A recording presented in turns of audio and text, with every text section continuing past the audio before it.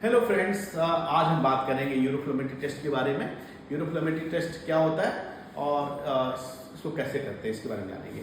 जब भी आप किसी यूरोलॉजिस्ट के पास आते हैं और किसी यूरिन समस्या के लिए आते हैं, जैसे पेशाब की धार में कमी, पेशाब बार बार आना, पेशाब में रुकावट, इस तरह की कोई समस्या लेके आते हैं तो यूरोलॉजिस्ट एक टेस्ट की एडवाइस करते हैं, उसे बोलते हैं यूरोफ्लोमेट्री। अब इसको कैसे करते हैं जानते हैं। यूरोफ्लोमेट्री टेस्ट बेसिकली कंप्यूटर द्वारा पेशाब की धार की जाँच है। इसमें एक कंप्यूटर होता है, इसमें एक सॉफ्टवेयर इंस्टॉल्ड है और वो सॉफ्टवेयर यूरिन की वेलोसिटी मिलीलीटर पर सेकंड में बताता है। और ये बेसिकली ग्राफ, इसमें एक ग्राफ क्रिएट होता रहता है जो एक्स एक्सिस में टाइम है और वाई एक्सिस में वेलोसिटी दिखाता है। ये कंप्यूटर एक सेंसर से कनेक्टेड है। बेसिकली सेंसर एक वेइंग मशीन है, एक वेइंग मशीन है नीचे, और उस वेइंग मशीन के ऊपर एक यूरिन पॉट रखा हुआ है और वो पॉट के ऊपर एक टॉयलेट नुमा एक सीट रखी हुई है। इसमें जिस मरीज का यूरिन टेस्ट कराना होता है, यूरोफ्लोमेट्री टेस्ट करते हैं, उस मरीज को यूरिन पास करने के लिए बोलते हैं। वो यदि मेल है तो वो खड़े होकर भी यूरिन पास कर सकता है या बैठ के भी जैसे चाहे यूरिन पास कर सकता है। वो यूरिन वहाँ से इस पॉट में गिरती है और इस पॉट में जो वेइंग मशीन है वो सिग्नल्स जो कंप्यूटर में देता है और कंप्यूटर इसको प्रोसेस करके एक ग्राफ क्रिएट करता है। तो अब हमारे सामने एक पेशेंट हैं जिनका हम यूरोफ्लोमेट्री टेस्ट करने जा रहे हैं। देखते हैं किस तरह ग्राफ क्रिएट होता है। हम उनको कमांड दे रहे हैं, जस्ट मिनट, 0 ऑल। अब आप यूरिन शुरू कर सकते हैं सर।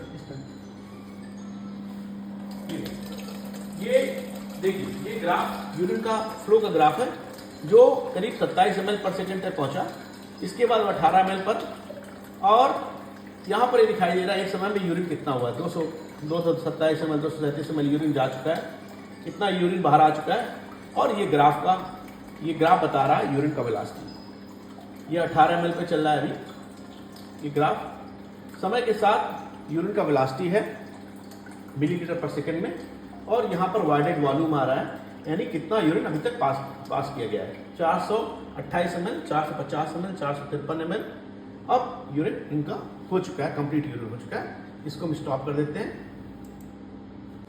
फाइनली इस तरीके की रिपोर्ट निकल के आती है, इस तरीके की एक रिपोर्ट निकल के आती है समरी में। और इसमें हम ये देख सकते हैं कि यूरिन का फ्लो है और ये वाइडेड वॉल्यूम है। इसमें बहुत सारे पैरामीटर्स नीचे लिखकर आते हैं, जिसमें होता है कितना यूरिन पास किया गया है, वाइडेड वॉल्यूम 455 ml, यानी इतना पेशाब मरीज ने पास किया है। और मरीज को जो मैक्सिमम फ्लो रहा है, कितना क्यू मैक्स, ये सबसे इंपॉर्टेंट पैरामीटर है कि मैक्सिमम स्पीड कितनी रही है, वो है 27 ml पर सेकेंड। इसके अलावा और भी पैरामीटर्स हैं इसमें, जैसे एवरेज फ्लो रेट जो है 12 ml पर सेकेंड है। एवरेज फ्लो रेट 12 ml पर सेकेंड तक आया है। इसके अलावा इसमें कितनी देर में पेशाब हुई, 38 सेकेंड में यूरिन पूरा पास हुआ है, वाइडिंग टाइम है। और इस तरह से बहुत कैलकुलेटेड पैरामीटर्स हैं। इन सारे पैरामीटर्स को हम लोग एनालाइज करते हैं और एक निष्कर्ष निकालते हैं। इस मरीज के केस में ये एक सामान्य फ्लो नहीं है, बिल्कुल नॉर्मल पैटर्न नहीं है। नॉर्मल पैटर्न जो होता है बेल आकार का होता है, यानी इस तरीके से मैक्सिमम फ्लो जाएगा और इसके बाद एक नीचे आ जाएगा। तो ये बेल आकार से इन्वर्टेड बेल आकार का शेप नहीं है, बल्कि ये इसमें थोड़ी एबनॉर्मलिटी है। ये एबनॉर्मलिटी हो सकती है, यूरिन ट्रैक्ट में कोई रुकावट भी हो सकती है या पेशाब की थैली में कोई कमजोरी भी हो सकती है। अभी एक्यूरेट डायग्नोसिस इस ग्राफ के आधार पर नहीं बनाई जा सकती। ये सिर्फ एक स्क्रीनिंग टेस्ट है। इसमें ऐसा प्रतीत हो रहा है कि मरीज को यूरिन में कुछ रुकावट है। बस यही एक यूरोफ्लोमेट्री टेस्ट, इसके आधार पर हम मरीज को आगे और हम टेस्ट की एडवाइस करेंगे, जैसे सिस्टोस्कोपी या यूरोडायग्नोसिस टेस्ट की एडवाइस कर सकते हैं। अब जानते हैं कि यूरिन फ्लो के पैटर्न्स, डिफरेंट पैटर्न्स कैसे होते हैं और नॉर्मल पैटर्न क्या होता है। तो इस चित्र के माध्यम से हम जान सकते हैं कि ये देखिए, ये एक नॉर्मल पैटर्न है। नॉर्मल पैटर्न जो है U shape inverted we, this is inverted V shape pattern है, या इसे बेल शेप भी बोल सकते हैं। बेल यानी घंटा, जो घंटा होता है बेल की तरह से, वैसा एक शेप है। This is bell shape pattern होता है, जिसमें मैक्सिमम फ्लो यहाँ पे क्यू मैक्स दिखाया गया है। जो मैक्सिमम फ्लो जो पहुंचता है उसको क्यू मैक्स बोलते हैं। लास्ट में कुछ बहुत थोड़ा बहुत फ्लक्चुएशन पॉसिबली हो सकता है, ये कुछ मसल्स होती हैं, बल्बो स्पॉन्जियोस मसल्स के कॉन्ट्रैक्शंस की वजह से इस तरीके के पैटर्न आ सकते हैं, but this is the normal pattern. Okay, इसमें टोटल यूरिन कितनी देर किया गया उसको बोलते हैं वाइडिंग टाइम। वाइडिंग टाइम यहाँ कितना समय लगा पूरा यूरिन पास करने में, दिस इज वाइडिंग टाइम। इसके अलावा फ्लो टाइम होता है, फ्लो टाइम माने कितनी देर यूरिन एक्चुअली हुआ है और कितनी देर स्टॉप रहा है। तो वाइडिंग टाइम में वो टाइम जिसमें यूरिन रुका हुआ है वो यदि हम माइनस कर दें तो फ्लो टाइम आता है। इसके बाद ये डिफरेंट नीचे और पैटर्न है, कॉमन फ्लो पैटर्न्स, ये वेरिएबल पैटर्न्स हैं जो डिफरेंट पेशेंट्स में पाए जा सकते हैं। ये हम देख सकते हैं जो ग्रीन कलर का, ये normal pattern, normal this is bell shaped curved है।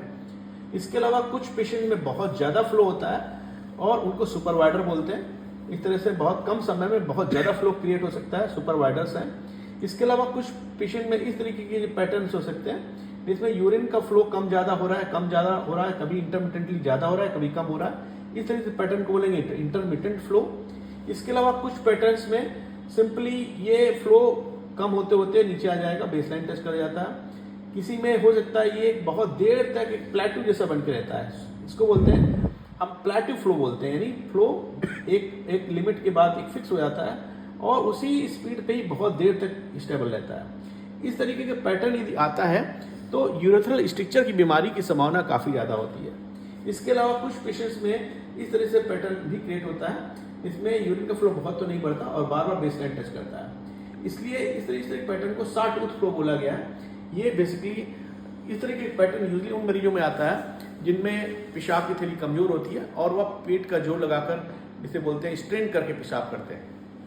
सो बेसिकली इनमें से इस डिफरेंट तरीके के पैटर्न से एक आइडिया लगता है कि मरीज को अंडरलाइन डिजीज क्या हो सकती है। That's all about urine flow test. यदि आपके पास कोई और प्रश्न है तो कृपया जरूर पूछिए, कमेंट बॉक्स में लिखकर उसका आंसर दिया जाएगा। धन्यवाद।